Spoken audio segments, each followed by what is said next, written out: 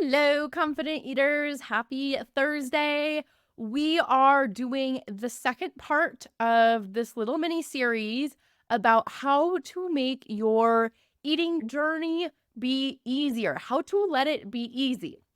So, last week on the podcast, we talked about how to let it be hard and how to accept that sometimes the journey is just going to be a little difficult. And I gave you a little pep talk to let yourself embrace that hard journey.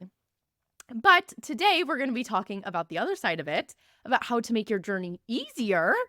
And while it may seem like I am contradicting myself a bit today, these two actually go hand in hand. It's not the journey is either easy or hard, it's that they're both. And looking at both is so important in your journey to stop binge eating, to become a confident eater, and really in any goal you have for your life, you're going to experience easy and hard. So, self-growth being easy is a foreign concept to most people. We're usually taught that it's hard. That's usually the message we receive from culture and society is that making change is hard, doing something different is hard. And while that's not always true, sometimes it is, right? Sometimes it is just going to be hard and we're just going to accept it. There's also times where we are making our journey harder than it needs to be in our brain. We actively do things that don't need to be done and make it feel like stopping binge eating is harder. And we're going to go over some of those examples today. But remember that something being hard or easy is just our perception of it. It's just our interpretation of that thing. There's no such truth that anything is inherently hard or easy. It's a decision we make, and it's based on how we are viewing what we are doing. I have a sign here on my desk that says, make it fun and easy as my reminder whenever I'm doing anything to not let my brain make things boring and hard, to actively choose the route that is fun and easy by changing my thoughts, not by necessarily changing my actions. So we don't need to overcomplicate becoming a natural eater. We can make it simple and fun. So why is it so important to let your eating journey be easy in the first place? If things feel hard and they don't feel doable, you're going to feel hopeless and want to give up. And if you're not having fun on your journey, if you're just focusing on the destination and nothing about your everyday actions is fun, it's not going to feel sustainable. It's going to feel like something that you have to white knuckle your way through for a bit until you get that result. And then you want to totally give up and just say, I can't do it anymore. It's too much work. It's too much effort. It's too hard. So I heard this idea of like stopping binge eating being hard a lot in therapy. I went to therapy for a few years for my eating issues specifically and just in general. And therapy can be great for a lot of things. I'm very open about my experience with therapy. It's not that I don't agree with therapy or like therapy. I just found it wasn't helpful for me personally around binge eating. And I think why that was for a few reasons, but there's this common idea that when you're going to stop binge eating in therapy, you need to get all your ducks in a row in life. You need to figure out all your past history, all of your childhood, and then you need to today make sure that you are never stressed, never anxious because it could trigger a binge. That, the emotions that you're feeling, you just don't know how to cope with them. So you're going to need to binge to learn how to handle that in life.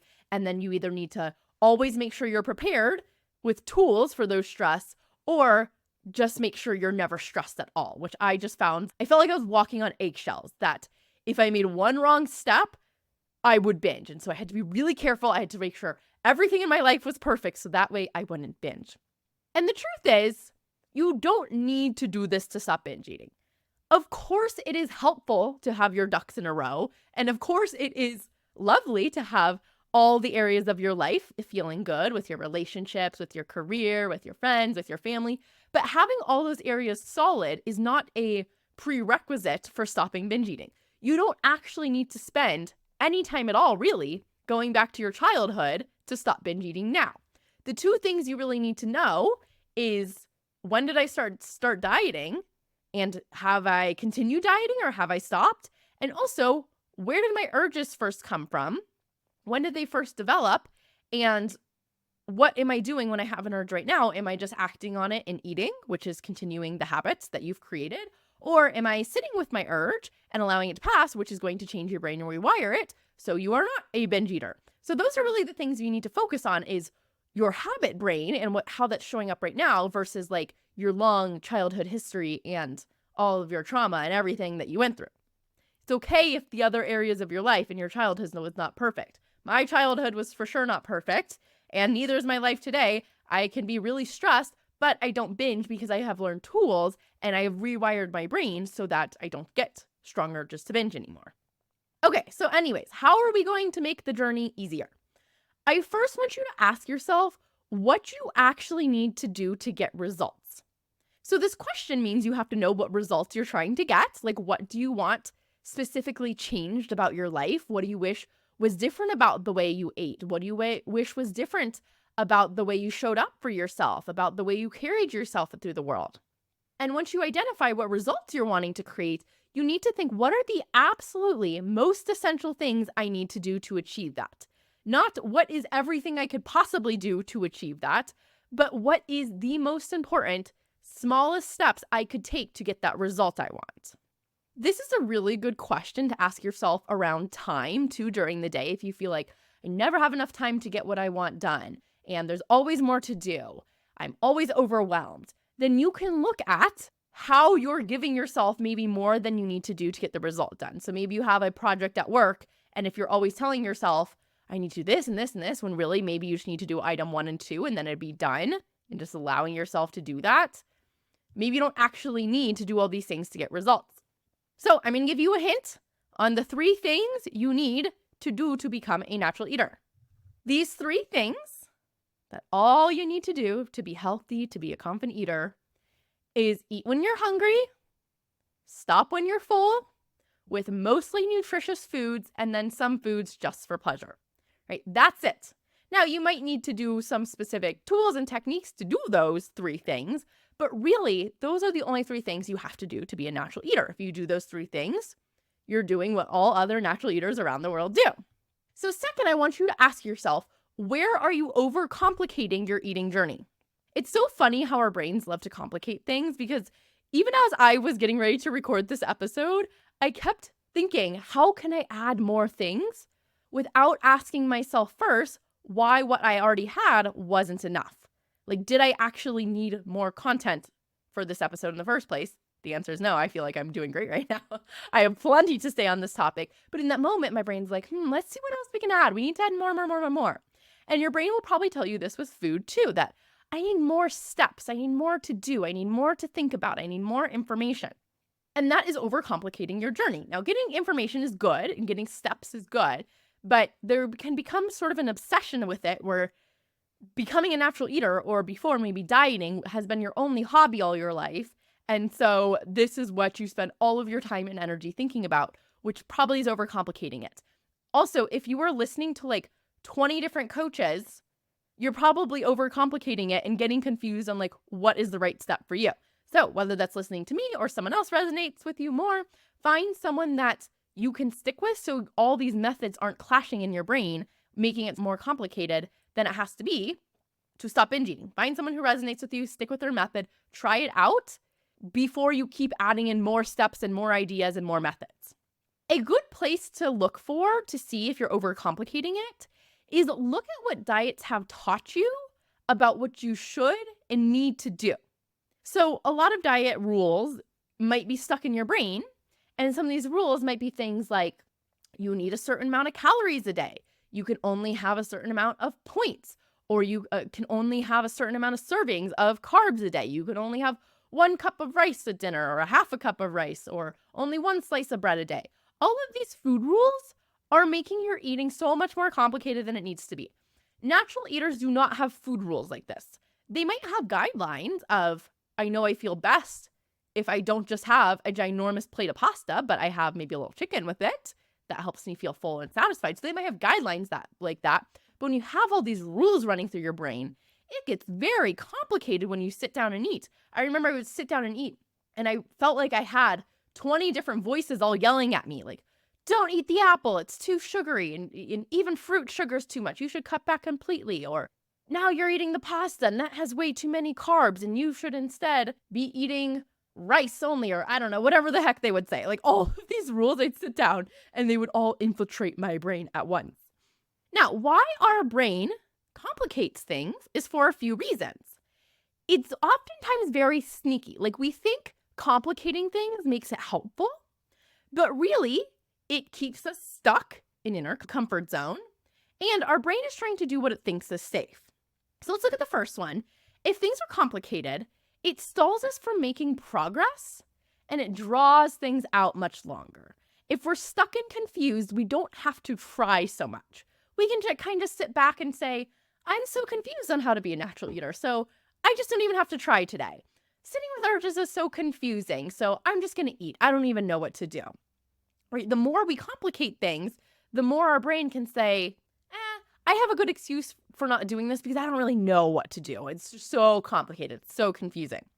Then the second part where our brain feels like it's keeping us safe by overcomplicating things because it's trying to go through all the possibilities to try to prevent failure, right? If it knows 20 different possibilities how things could fail and we give you a 20-step plan on how to make sure this goes perfectly, then your brain thinks it's going to avoid failure, which in your brain's mind, avoiding failure means keeping you safe.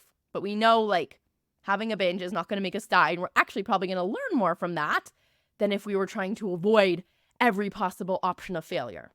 So again, all you actually need to do is eat when you're hungry, stop when you're full, with mostly whole nutritious foods, but also some treats and things just for pleasure because that's part of being human and enjoying our experience. Those are the only 3 things you need to do. And that covers the when of eating, right? You know exactly when to start and exactly when to stop. And also the what. Well, what am I supposed to eat? Mostly whole foods with some treats. Like, I think we all not logically know that. But again, our brain makes it so much complicated. Like, there must be some answer out there that's like this magic solution of how I'm supposed to be eating to stop binge eating. When really it's just, eat some protein, some carbs, some fat, some fiber, in mostly whole forms. And beyond that, like, what else do you really need? So another big thing I see that keeps people stuck and makes their eating journey so much harder is when they feel really ashamed of their eating habits, where you want to just hide away from them, stuff it all in a closet, not look at them, and that keeps you stuck because you're not shining a light on your eating habits and actually able to change them. We need to be aware of our habits if we want to start making shifts. And look, I get it. I've been in your shoes. I know how hard and confusing it can be, but at the same time thinking like I can figure this out on my own, but not wanting to tell anyone about it or not wanting to get any support. So I know it can be hard to admit to primarily yourself, not to mention even trying to mention to another person, but even just saying to yourself, like, I'm struggling with food and this is hard for me right now. That is important because when you don't do that, you're not acknowledging that maybe you do need help or you do need support or you do need the steps. And the thing about shame around food and overeating is that most of the times it's us that is doing the shaming. It is us that is beating us up. It is us that is making us hide and not want to look at it, which means it can be something you can undo. You can decide to unshame yourself from this food struggle. So what you need to do for that then is to choose to believe the truth, which is all you're doing is eating more food than your body needs. There is nothing shameful about eating food in and of itself, right? Nothing wrong with that. You are just consuming food. Sure, you might want to have a little bit less, but when you can look at it as just factually, like this is what I'm doing, I'm just eating food, it allows you to take away that shame bubble and start to take a more curious and observational look at what is actually happening with your eating habits. So one of the best and simplest ways to make your eating journey easier is to get support. Let it be easier for yourself by getting support. I currently have a few one-on-one spots open for coaching, so I'd love to have you be the one who comes and gets support. And I want you to consider too that by not choosing to get help, you are choosing to make it harder than it needs to be. By not getting support, you are allowing it to be more complicated and more frustrating and more confusing than it needs to be. And that is okay. That doesn't mean you can't figure it out on your own. But I literally have a step-by-step roadmap with everything you need to know in order on how to become a confident eater so you can start taking the simplest and most direct path to food freedom. You'll have the proven action steps that are all laid out for you, ready to go. So allow it to be easy for yourself by getting support. There's nothing wrong with getting support. Again, I know that sometimes the shame can come up on, I should know how to do this on my own. Like, I should be able to figure out this eating struggle. But if I would have told myself that, I would have been stuck for a lot longer than I was. And I am already so glad that I didn't stay stuck any longer. And so I want it to be the easiest route for you too, so it doesn't have to be so hard. Okay, so I'm going to leave you with 2 last questions that you can journal on or think about or just reflect on as you move forward this week. First is, what are you telling yourself right now that is making this journey harder than it needs to be? So that's looking at the thoughts that you're telling yourself that is making this journey harder than it needs to be. Then second, where does it feel hard right now in your eating journey? And how can you make it easier? There are always ways to make it easier, whether that's changing your circumstances, right? So maybe it'd be easier if you didn't have cookies out on your counter 24/7 and you instead put them away in a cabinet. Like something like that circumstantially might make it a little bit easier. Or you could make it easier by changing your thoughts around it and seeing how this journey actually is fun and actually is doable. And you are actually capable of achieving your dream eating habits and becoming the natural confident eater that you want to be. Talk to you next Thursday.